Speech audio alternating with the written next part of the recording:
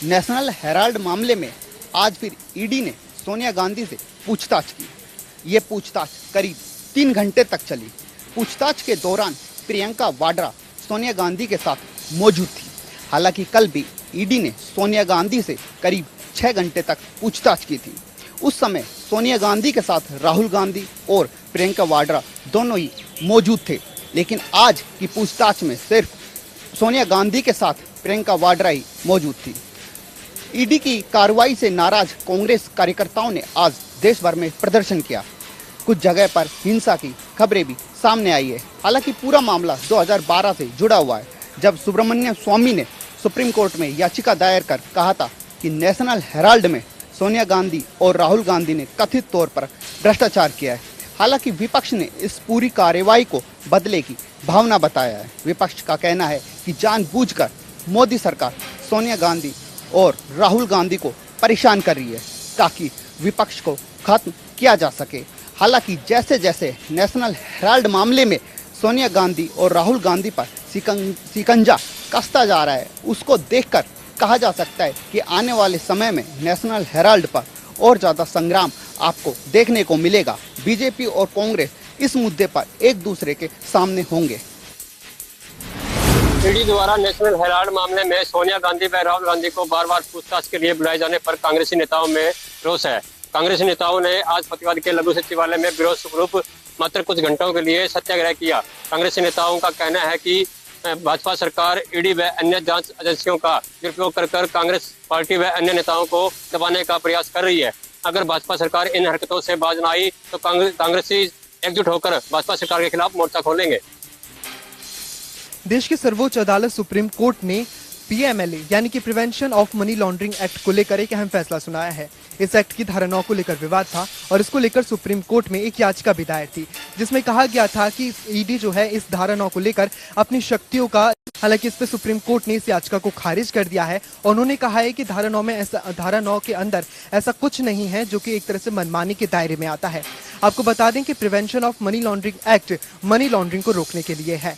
इसके तहत अवैध तरीके से कमाई गई संपत्ति को कानून का सहारा लेकर सफेद बताया जाता है, यानी उसका सहारा लेके बचा भी जाता है और ऐसे कई नेता देश में करते आए हैं। हालांकि इसको लेकर 2002 में ये एक्ट बना और कई जो है केंद्र सरकार की माने तो इन 17 सालों में करीब 4000 से ज्यादा मामले इस एक्ट के तहत दर्ज किए गए हैं। इसके साथ अब देखना होगा कि इस मामले में सुप्रीम कोर्ट की ये टिप्पणी काफी अहम है। बंगाल में शिक्षक घोटाले की जांच को लेकर आज एक बार फिर ऑर्डर दिए गए और कोर्ट ने अर्पिता चटर्जी और साथ ही पार्थ चटर्जी को 48 घंटे बाद दोबारा से ही अस्पताल में मेडिकल जांच के लिए भेजा। जब वे बाहर आए तो साथ ही पार्थ चटर्जी ने ये कहा कि मैं इस्तीफा क्यों दूं, क्योंकि आपको बता दें कि अभी तक भी पार्थ चटर्जी अपने पद पर ही हैं और कल जो मीटिंग होनी है उसमें ममता बनर्जी कोई अहम फैसला लेंगी, जिसके बाद ये साफ होगा कि आखिर क्या पार्थ चटर्जी को उनके पद पर रखा जाएगा या फिर नहीं। लेकिन यही बात सामने आ रही है कि 5 और जगहों पर भी लगातार ईडी ने छापामारी की है और साथ ही रिश्तेदारों के घर भी, जितने भी रिश्तेदार हैं पार्थ चटर्जी के और अर्पिता चटर्जी के, उनके घरों में, उनके ठिकानों पर हर जगह जो है छापेमारी की जा रही है ताकि किसी भी तरह का सबूत जो है वो छूटने ना पाए। हरियाणा के शिक्षा मंत्री चौधरी कंवरपाल ने भूपेंद्र सिंह हुड्डा के उस बयान पर पलटवार करते हुए कहा, जिसमें हुड्डा ने कहा है कि प्रदेश में खिलाड़ियों को उनका सम्मान नहीं मिल रहा। भूपेंद्र सिंह हुड्डा के इस बयान पर चौधरी कंवरपाल ने कहा कि प्रदेश में खिलाड़ी अच्छा प्रदर्शन कर रहे हैं और हरियाणा की खेल नीति पूरे देश से सबसे बढ़िया है। उन्होंने नीरज चोपड़ा को बधाई देते हुए कहा कि उन्हें उम्मीद है कि प्रदेश के और भी खिलाड़ी अच्छा प्रदर्शन करेंगे। ईडी द्वारा सोनिया गांधी से पूछताछ को लेकर कांग्रेस द्वारा किए गए प्रदर्शन पर उन्होंने कहा कि सोनिया गांधी को अगर सही है तो जवाब देने में क्या दिक्कत है। उन्होंने कहा कि सोनिया गांधी कानून से ऊपर नहीं है। उन्होंने कहा कि सरकार का ईडी के ऊपर कोई भी जोर नहीं है और ईडी ईमानदारी से अपना कार्य कर रही है। पलवल में इनकम टैक्स विभाग की छापेमारी के बाद पूरे शहर में हड़कंप मचा हुआ है।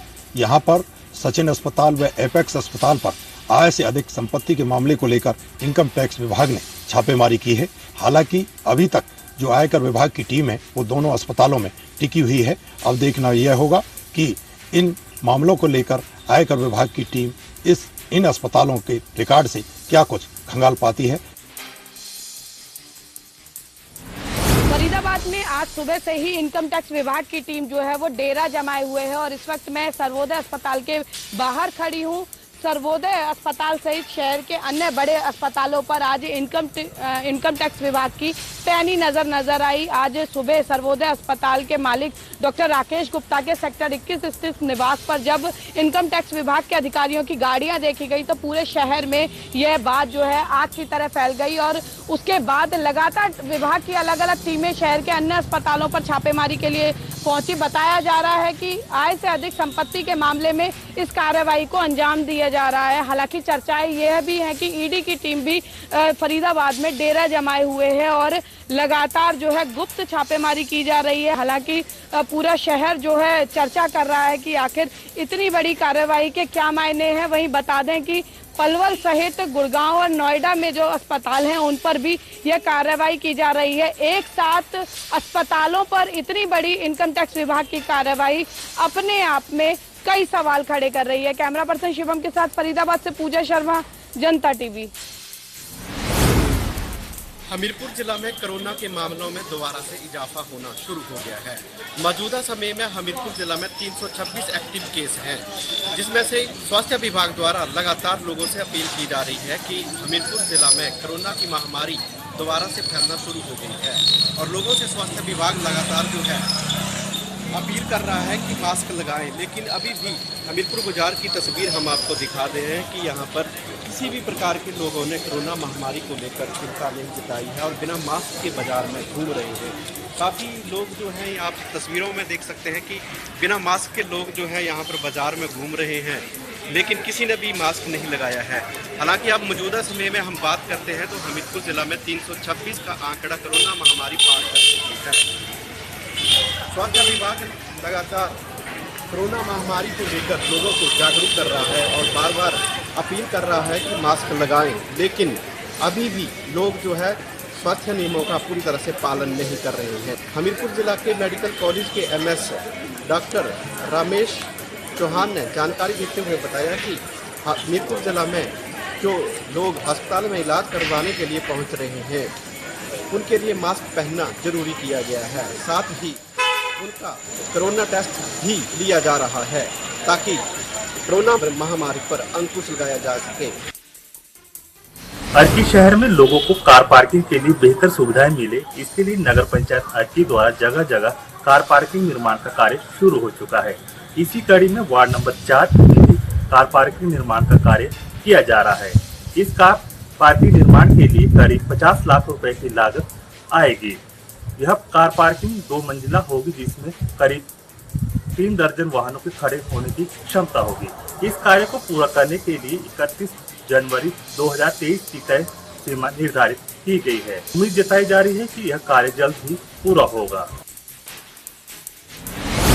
DRP ने बीती रात 2 स्टेशन मास्टरों के खिलाफ महिला के साथ साथ छेड़छाड़ तथा उत्पीड़न सहित विभिन्न धाराओं के तहत मामला दर्ज कर लिया है। हुआ यूं कि बीती देर शाम एक महिला दिल्ली से रेवाड़ी आई थी। जब वो वापस अपने घर जा रही थी तभी उसकी तबीयत खराब हो गई और प्रत्यक्षालय में जाकर उसने लघु शंका जाने के लिए महिला शौचालय में गई तो वहाँ देखा कि महिला टॉयलेट पर ताला लटका हुआ था। जब उन्होंने आसपास के लोगों से पूछा तो बताया गया कि इसकी चाबी स्टेशन मास्टर के पास है। वह स्टेशन मास्टर के पास गई और अपनी बीती बताई कि उसकी तबीयत खराब है और वह टॉयलेट जाना चाहती है। इस पर जो स्टेशन मास्टर वहां नियुक्त थे उन्होंने उसको कहा कि आप बाहर खुले में जा सकती है। जब इसका विरोध किया गया तो दोनों ने उसके साथ न केवल बदतमीजी की बल्कि महिला का आरोप है कि उसके साथ छेड़छाड़ भी की। महिला ने तुरंत इसकी शिकायत GRP थाना पुलिस को दी। पुलिस ने तुरंत मामला दर्ज कर लिया है। हालांकि अभी कोई गिरफ्तारी नहीं हो पाई है। एक तरफ जहां मोदी सरकार महिला शौचालय के लिए बात करती है, वहीं रेवाड़ी जंक्शन पर पलीता लगाया जा रहा है। आपको बताना चाहूँगा कि रेवाड़ी जंक्शन पर जितने भी महिला शौचालय हैं वहाँ पर अक्सर ताला लटका रहता है। बताया जाता है कि यहाँ जो महिला है उनको बाहर जाने के लिए, बाहर जो शौचालय है या तो जो उसका उपयोग करने के लिए कहा जाता है या खुले में जाने के लिए महिला अपने आप में ही विवश हो जाती है। ऐसे में देखना है कि ऐसे 2 अधिकारियों के खिलाफ मामला दर्ज कर लिया है। बकौल महिला ने बताया कि अधिकारियों ने उन्हें कहा कि महिलाएं न केवल टॉयलेट को गंदा करती है बल्कि उसको तोड़ भी देती है। ऐसे ही जिम्मेदार अधिकारियों की यह बात अति शोभनीय नहीं है। हालांकि अभी जो है मामला दर्ज कर लिया गया है, गिरफ्तारी नहीं हो पाई है। पुलिस का कहना है कि जल्द ही दोनों अधिकारियों की गिरफ्तारी हो जाएगी। पिलवा के गांव गुमथलागढ़ में गैस एजेंसी के मालिक सतपाल का शव खेतों में आज सुबह मिला। उसके परिजनों ने हत्या की आशंका जताई है। उन्होंने बताया कि कल शाम को सतपाल जब घर आया तो बोला कि वह अपना फोन एजेंसी में भूल आया है, जिसको लेकर के वह दोबारा एजेंसी में गया, लेकिन देर रात तक घर वापस नहीं आया। परिजनों ने आशंकित हो उसको ढूंढने का बहुत प्रयास किया, लेकिन जब वह नहीं मिला तो इसकी सूचना पिलवा थाने में गुमशुदगी की दर्ज कराई। उन्होंने सुबह उठ करके जब उसको दोबारा ढूंढने का प्रयास किया तो सड़क के किनारे उसकी बाइक मिली और आसपास ढूंढने पर उसका शव खेतों में पड़ा मिला। परिजनों ने मौके पर पुलिस को बुलाया। पुलिस ने शव का निरीक्षण किया और फोरेंसिक टीम को बुला करके फिंगरप्रिंट लिए। पुलिस ने शव को कब्जे में लेकर के उसका पोस्टमार्टम करा के शव को परिजनों को सौंप दिया है और फिलहाल पुलिस मामले की जांच कर रही है। केरल, दिल्ली के बाद अब उत्तर प्रदेश सहित कई इलाकों में मंकी पॉक्स को लेकर तैयारी शुरू कर दी गई है। वहीं मिली जानकारी के मुताबिक कई देशों में पैर पसार चुके मंकी पॉक्स ने अब भारत में भी पैर पसारना शुरू कर दिया है। हालांकि अभी तक इस बीमारी से भारत में किसी की भी मौत नहीं हुई है। वहीं अफ्रीका में मंकी पॉक्स से कई लोगों की मौत बताई जा रही है। ऐसे में केंद्र सरकार के निर्देश के बाद सभी राज्य सरकारें इसके लिए नोडल अस्पताल अथवा अस्पतालों में डेडिकेटेड सेंटर बनाने की तैयारी शुरू कर दी गई है।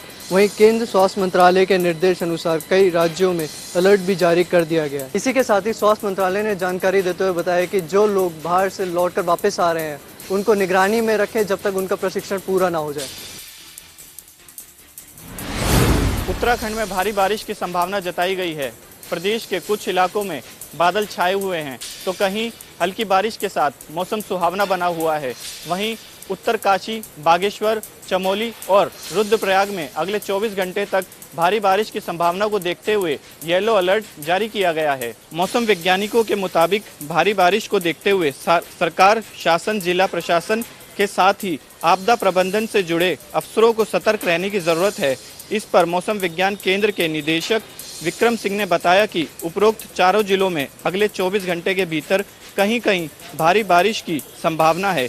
नदियों, नालों के किनारे बसे लोगों के साथ ही भूस्खलन संभावित इलाकों में बसे लोगों को सावधान रहने की जरूरत है। ऐसे में शासन की ओर से मानसून अवधि के दौरान विभागों को अलर्ट पर रहने के साथ ही प्रतिदिन की प्रगति रिपोर्ट देने के निर्देश दिए गए हैं। इसके तहत प्रमुख तौर पर बिजली, पानी, सिंचाई इत्यादि की प्रतिदिन की रिपोर्टिंग सचिवालय स्थित राज्य आपातकालीन परिचालन केंद्रों को दी जा रही है।